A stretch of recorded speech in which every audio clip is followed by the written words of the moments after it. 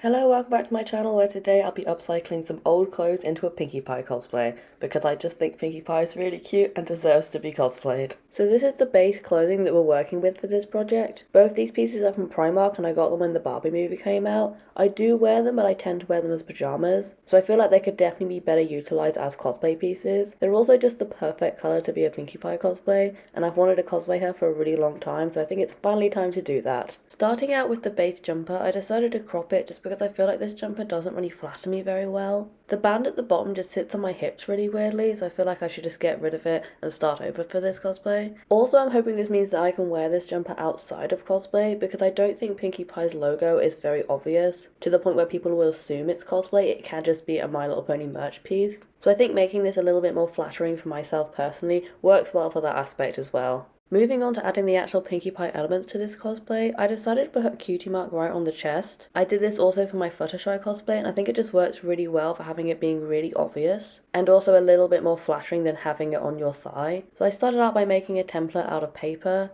and then cut the balloons out of two pieces of fabric, one light blue and one yellow that I already had in my stash. I didn't buy anything new other than the wig for this cosplay because I really wanted it to be an upcycling project. So the blue is from my Popular cosplay and the yellow is from my Fluttershy cosplay. But as you'll see, the Barbie logo is still quite obvious with these balloons on the chest, so I needed to think of something else that I could add to it to make it look more seamless. And the solution I came up with was to add a big splatter onto the front of the top. I feel like this really goes with Pinkie Pie's personality, while also really easily hiding the Barbie logo. And I decided to use a light pink fabric for this, which matched her fur colour rather than her hair colour, as I knew adding a piece of the darker fabric would leave a seam around the edge, making it really obvious that I was trying to cover something up. And I also feel like it alludes to the fact that her cutie mark isn't in her hair, it is on her body, so therefore would be on the lighter pink background, which honestly actually works a lot better because the pastel colours of the balloons really stand out a lot more against this pink. And I also think it's really cute that now she really matches my Fluttershy cosplay because the yellow and the pink are both from that cosplay. So if I ever find a friend to force to wear this cosplay, we can match and it'll be adorable. Sewing this splatter actually onto the shirt was such a faff. It took forever. It took about 40 minutes to do,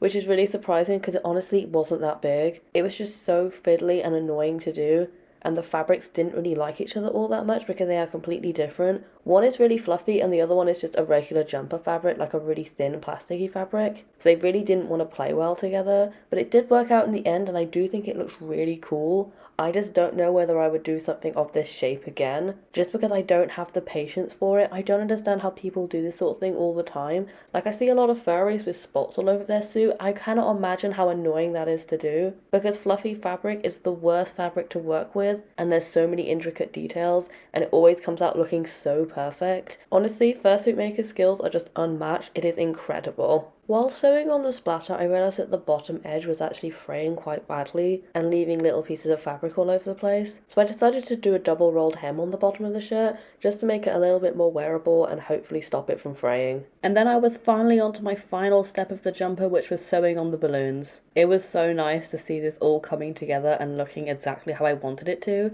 This jumper is really cute. I'm actually going to wear it in my everyday life because it is very much my style. And I don't think it's too obviously a cosplay. And even if people know it's a cosplay, we can just connect on the fact that we have a similar interest. And this is the finished jumper. I did have an issue with quite a lot of bubbling, where the pieces obviously weren't laid as flat as they possibly could be against the jumper. But overall, I'm really happy with how this came out. Moving on now to the shorts, I started out by cropping them just a little bit, just because I felt like they were a little bit too long. I didn't want them to be short shorts, but I also just wanted them a little bit shorter, especially as my plans were to add a little bit more length onto the bottom. I just thought this would make them more flattering. Moving on to the added elements of the shorts, I really wanted to have a scalloped hem around the bottom of them, because I thought this would be really cute. It really goes with her party vibes. And I just really like making scallops. I made them for my last cosplay and I just fell in love with making them, even though they're really annoying to make. They just end up looking so cute. They look very whimsical. So yeah, they were just the absolute perfect thing to add to this cosplay. And I started out by making a little template for it. I just made it out of cardboard.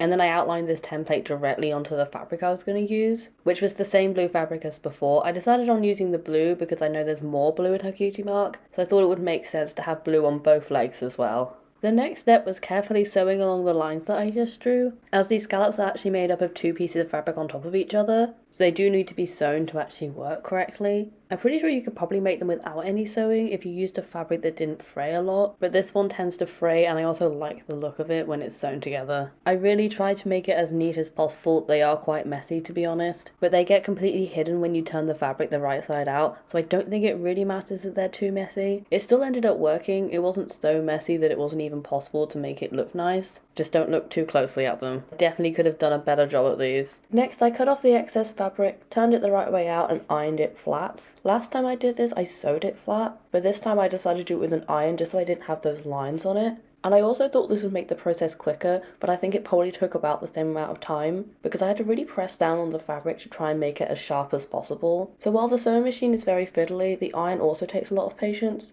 So I think either way would take the exact same amount of time. And I think it worked okay. I think it looks slightly better with the stitching, so I could always go back in and add that at a later date. But for now, I'm happy with how they look. I think they don't look all that professional. I have a lot of pulling around the corners, but I think it's just going to be a practice thing. With the trimming all finished, I added it onto the shorts themselves. I decided to flat sew these just to make it a little bit easier for myself, and I didn't really want a seam on the inside of the shorts because this could make the embellishments stick out, and I really didn't want that. I wanted them to lay nice and flat and go exactly with the line of the shorts themselves. I also did 2 layers of stitching for this, so I did a zigzag stitch right along the line of the bottom of the shorts, and then I did a straight stitch just above it. I did this because I thought it would make it look a little bit more professional, and I think it kind of does, but I don't think it's as obvious as I thought it would be.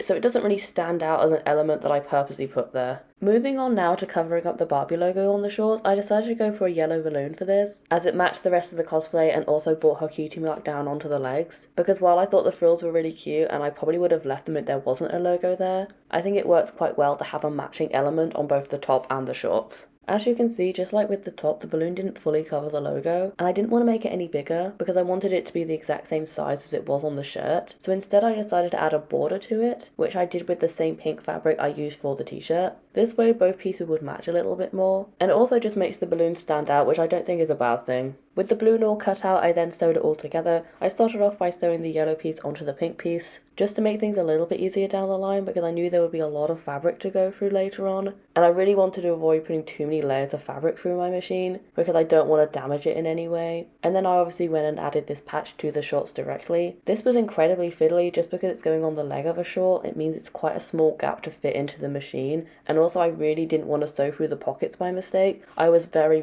worried about accidentally sewing through the pockets because pockets are so useful and having a piece of clothing with pockets is very important to me. So if I accidentally sewed the balloon to the pocket and ruined the pocket, I would be so mad and I'd have to do it all again. And these are the finished shorts on. I do think they're quite cute. I don't think they're the most flattering shorts in the world, but I do think they're quite nice. I just don't think I'd be wearing them outside of the cosplay, but they work really well for the cosplay. As this was an upcycling project, I really wanted to use all of the material from the jumper, so I decided to make ankle cuffs just to make the feet look a little bit more hoof-like. I don't think it works quite as well as my Fluttershy cosplay where I had full-on leg warmers, but I do think they end up really cute and they do kind of sell the idea that I wanted them to. But moving on to how I made these, I started out with the strips from the bottom of the jumper, and I cut them down to a little bit bigger than my ankles, and sewed down a channel at the top of them so I could put elastic in them. I wanted to do this as neat as possible, just so they looked like ready-made clothing because the rest of the outfit was ready-made. I really didn't want these to seem like a lesser quality.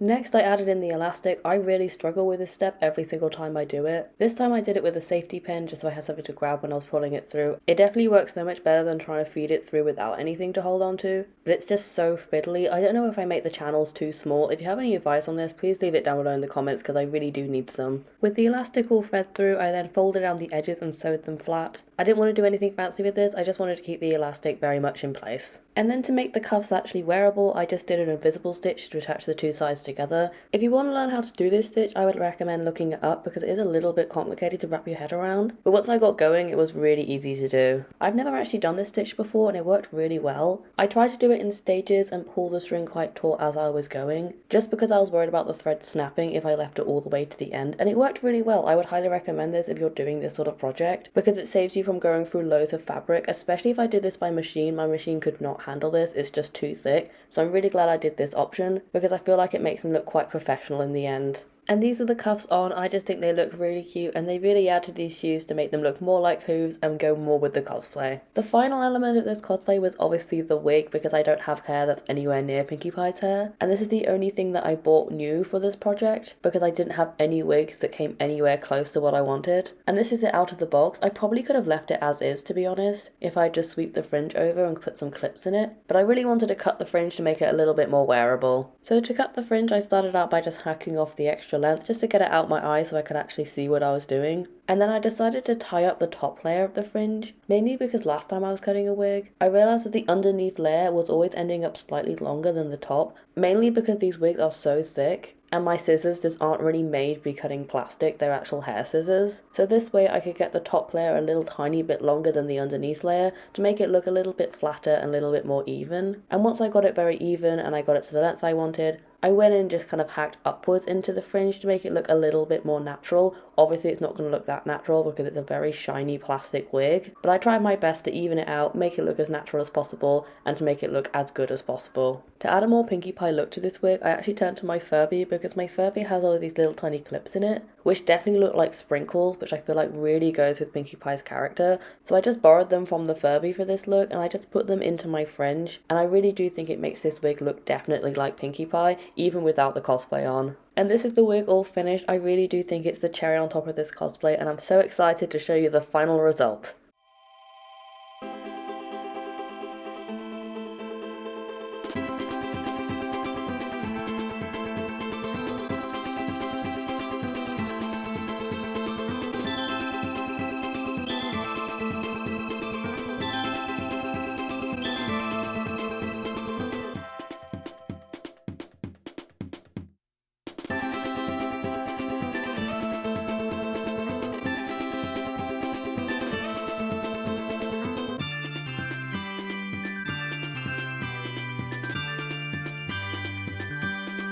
I am super happy with how this turned out. I just think it looks really cute and it really goes with her character. If you also like the cosplays, please give it a like down below. Comment what else you'd like me to do and subscribe as I post a new video every single Thursday, and I'd love to see you again. But until then, bye!